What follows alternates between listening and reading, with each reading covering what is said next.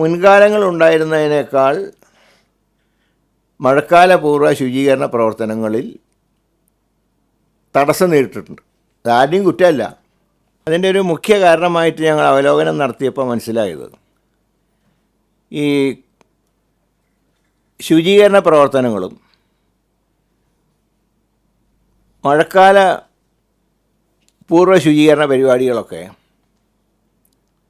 ഈ തെരഞ്ഞെടുപ്പ് കാരണം കുറേ തടസ്സപ്പെട്ടിട്ടുണ്ട്. അതായത് നിങ്ങൾക്കറിയാം, ലോക്കൽ ബോഡികൾ നിലവിൽ വരുന്നത് ഡിസംബറിലാണ്. ഏതാണ്ട് ഒരു 70-80% പുതിയ ആൾക്കാരാണ് വന്നിട്ടുള്ളത്. ഇവരെ ഒന്ന് പരിചയപ്പെട്ട് വരുമ്പോഴേക്കും മാർച്ച് 15 ഇലക്ഷൻ പ്രഖ്യാപിച്ചു, പെരുമാറ്റച്ചട്ടം വന്നു. പിന്നെ എല്ലാവരും ഇലക്ഷൻ മൂഡിലായി. അതുകൊണ്ട് മുൻകാലങ്ങളുണ്ടായിരുന്നതിനേക്കാൾ മഴക്കാലപൂർവ്വ ശുചീകരണ പ്രവർത്തനങ്ങളിൽ തടസ്സം നേരിട്ടിട്ടുണ്ട്. അതാരുടെയും കുറ്റമല്ല.